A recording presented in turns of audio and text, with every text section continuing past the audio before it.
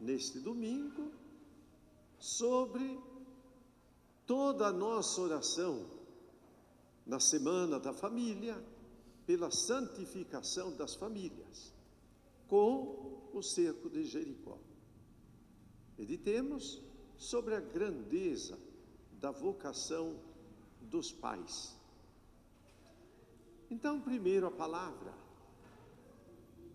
Quem nos concederá alimento para nossa jornada? Então a palavra apresenta o profeta Elias, que tendo sido alimentado por Deus, caminha 40 dias e 40 noites. E isto na Bíblia quer dizer, caminhou toda a sua vida pela força da graça de Deus, que o alimentou. Também nós necessitamos deste alimento que nos sustente, para que enfrentemos toda a nossa vida, que nunca vai acontecer sem dificuldades. Vamos enfrentando as dificuldades do dia a dia, mas nunca desanimados, porque quem nos fortalece é o corpo e o sangue de nosso Senhor Jesus Cristo.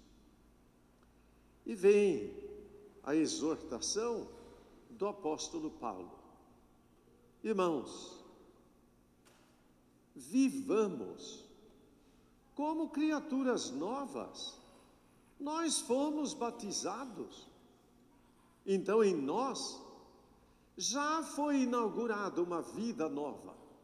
O que é velho ficou para trás. Todo ódio e rancor, toda maledicência, que nem vale a pena citar. Antes, sejamos bons. E o que é ser bom? Se não pôr em prática o mandamento de Cristo. Vejam bem, a palavra de Deus não pediu para a gente ser simpático, pediu para a gente ser bom. É muito diferente uma coisa da outra. Simpático quer agradar até pelo erro, mas quem é bom realmente só se compraz na verdade.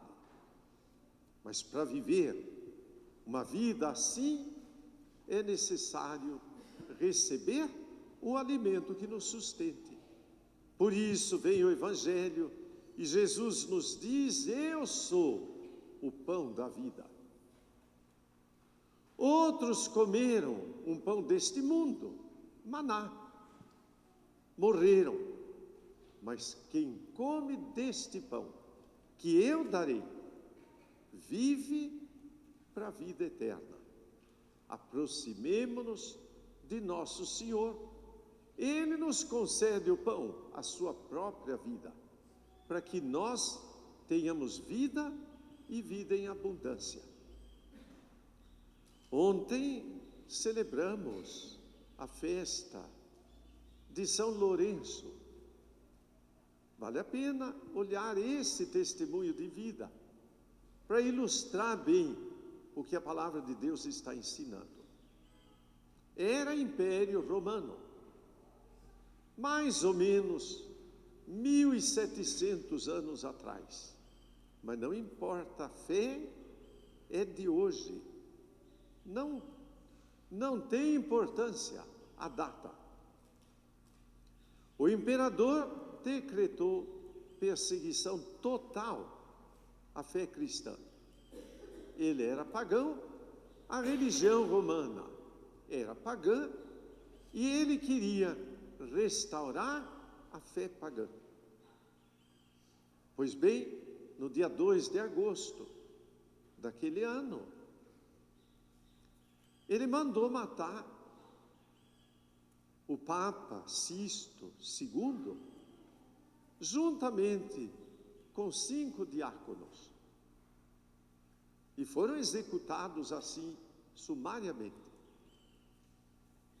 Mas ele reteve o diácono Lourenço, Por quê? Porque era o administrador da igreja de Roma.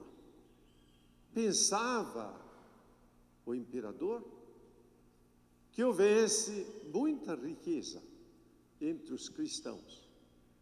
E o decreto dele determinava o confisco dos bens. Desta maneira, enriquecia o tesouro do império. Então chamaram Lourenço e disseram: apresenta os bens que a igreja romana tem, para garantir pelo menos a sua vida, o que era mentira. Ele ia ser morto de qualquer maneira. Mas ele pensou assim: eu vou tomar o que custou para uma multidão de gente humilde, até pobre, que fez doação para que fosse suficiente para levar adiante a obra da fé em Roma? De jeito nenhum. Tomou tudo o que tinha, repartiu com os mais necessitados. E depois chamou doentes, paralíticos, cegos, gente que necessitava muito. Chamou-os para a praça e chamou a autoridade então. Querem a riqueza que a igreja tem? Está aqui. Estes, dos quais Jesus disse: tive fome e me destes de comer. Eles são a presença de Cristo. Eles são a nossa riqueza. Isto vocês pediram. Enfureceu o imperador a resposta e mandou preparar a fogueira e mataram no fogo o diácono Lourenço, cujo testemunho deve ser sempre lembrado, de um homem de fé que nos chama a viver também a fé. Quem crê em Cristo, diz o Evangelho, esse vive para a vida eterna. Ele viveu heroicamente. Vivamos nós, enfrentando também a nossa dificuldade no dia a dia. Um segundo testemunho vem do século XIX. São José Benedito Cotolengo, de Turim. E eu tive a alegria de conhecer muito de perto a sua obra. Trabalhei no hospital que ele começou, mas a sua vida, mais ou menos assim, recém-ordenado sacerdote, na sua casa, vendo gente doente, necessitada, ele foi trazendo, de início, uns 8, foi acomodando onde podia, para cuidar deles. Passou um pouco de tempo, já passavam de 16 doentes. Ele teve que ampliar um pouco, onde pudesse abrigar os que ele ia trazendo. Fez isto, mas passou um pouco de tempo, ele teve que ampliar de novo, porque aumentou o número. E aumentou de novo. E de novo, no final de algum tempo, alguns anos, eram 800 doentes. E ele já tinha fundado um grande hospital para gente que necessitava. Quando trabalhei lá como voluntário, o hospital tinha 3.500 doentes. Era uma cidade inteira dentro de Turim, obra deste homem que começou assim. Por quê? Porque acreditou em Cristo, o seu alimento, o corpo e o sangue de Cristo, porque vivia da providência divina. Aquilo que o povo ia doando para o hospital, nós também vivamos desta maneira. Difícil para nós, mas a obra da fé não é nossa, é de Deus. E se cremos, Ele constrói a nossa vida de fé. Nesta semana, muitas orações, começando pedindo pela santificação das famílias.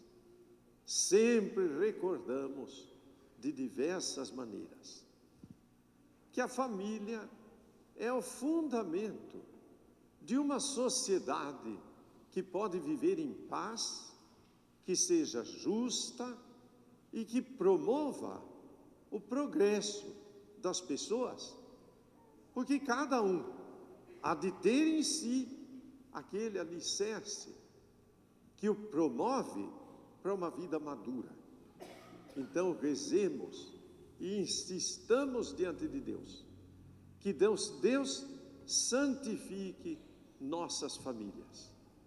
Santificar a família quer dizer que a família reconheça o seu valor, não o despreze, nem pela propaganda, e a propaganda é intensa, contra a vida de família, atingindo o fundamento, que é a vida do casal, tirando da vida do casal, muitas vezes, o valor da paciência, do diálogo, da fidelidade e de uma vida simples, porque vida boa é simples. Então, toda a nossa oração foi nesse sentido. E depois, rezemos ainda, para que Deus conceda que os legisladores do nosso país nunca legislem contra a família, mas só em defesa dela, para que o que é sagrado na vida de casal entre si, e de pais e filhos entre eles, seja sempre preservado. Peçamos que Deus santifique as famílias e que dê sabedoria àqueles que legislam, para que nós tenhamos sempre a perspectiva de uma sociedade justa, pacífica e boa. Rezemos pelos pais. A vocação do pai sempre nos faz lembrar Deus, que é chamado pai. Não era chamado pai. Em todo o Antigo Testamento, Deus não é chamado de pai. Jesus ensinou isto. E de uma maneira ainda mais surpreendente e interessante, porque ele usou uma palavra na língua dos judeus daquele tempo, Abá, pai. Abá não quer dizer pai. Abá quer dizer paizinho. Uma maneira de chamar o pai dentro de casa, para dizer assim: quando nós nos dirigimos a Deus, nós o chamamos carinhosamente paizinho, e Deus se comove. Insistimos na oração, então nós nos lembramos de Abraão, diante da tragédia de Sodoma e Gomorra. E Deus disse a Abraão: veja, eu vou destruir essas cidades, porque estão marcadas pelo pecado. Mas Abraão olhou as cidades, disse: meu Deus, vai morrer todo mundo. E ele se voltou para Deus e disse assim: Senhor, se tiver 50 pessoas boas, o Senhor vai destruir os bons junto com os maus? Deus respondeu a ele: não. Se tiver 50 eu poupo a cidade. Abraão pediu perdão e disse: tenha paciência.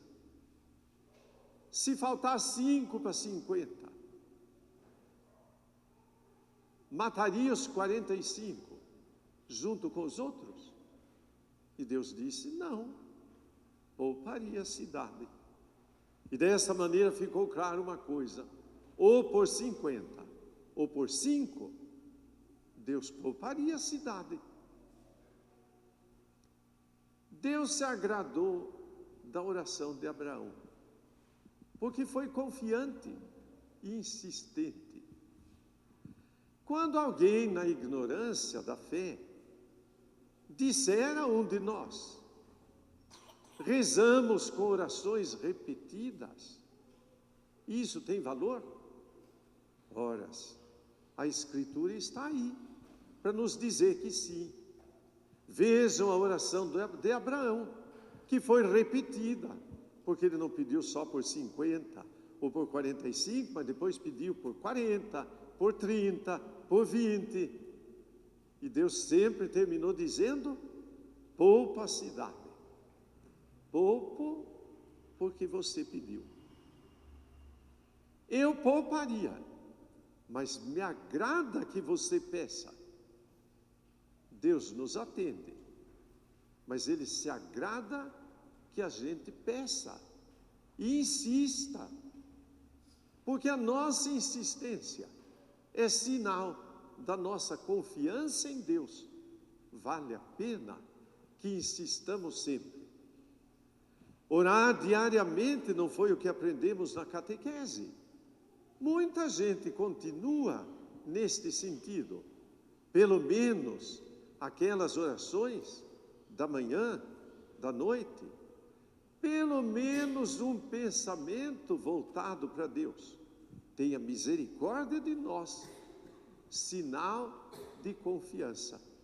Mas outras pessoas dão um grande testemunho: o terço dos homens, a oração das mulheres, bem de manhãzinha, o grupo de oração, pessoas que são orantes na sua família e que amam dirigir o pensamento a Deus e suplicar.